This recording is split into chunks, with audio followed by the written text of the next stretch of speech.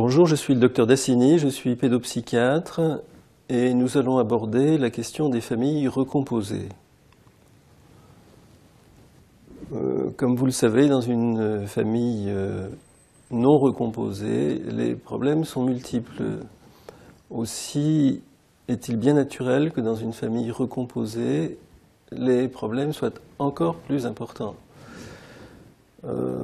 Ça n'est pas parce que les adultes ont la liberté de leur vie affective et que donc il est normal qu'ils fassent des erreurs dans leur choix affectif que pour autant il faille considérer que ça ne pose pas de problème aux enfants. En effet, la recomposition des familles est toujours difficile à assumer pour les enfants et je vais essayer de vous donner quelques règles simples de fonctionnement par rapport auxquelles d'ailleurs vous verrez que vous dérogerez sans difficulté. Une première règle concernant la bonne gestion de la vie dans une famille recomposée consiste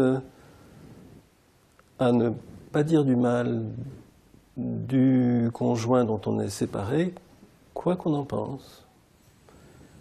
Et même si l'enfant vous pousse à en dire du mal parce qu'il vous raconte qu'il se passe ceci ou cela chez lui.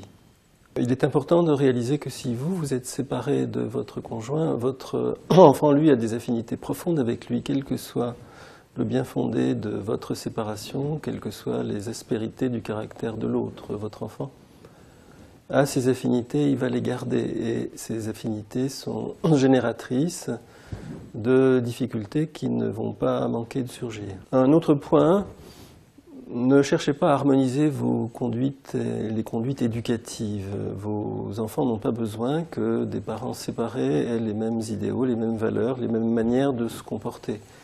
Ils savent très bien faire la différence entre les caractères, ils savent très bien faire la différence entre les éducations et ne croyez pas qu'ils vont être pris dans un chaos éducatif malsain pour leur développement si on fait d'une manière chez leur père et d'une autre manière chez leur mère.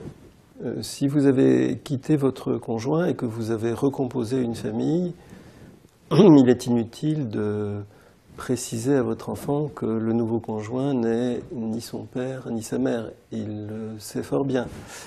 Bien sûr, des conflits d'autorité vont surgir, votre enfant va dénier à votre nouveau conjoint toute autorité sur lui. Donc vous aurez à gérer non seulement les conflits inhérents à toute famille conjugale, mais les conflits supplémentaires inhérents à toute famille recomposée.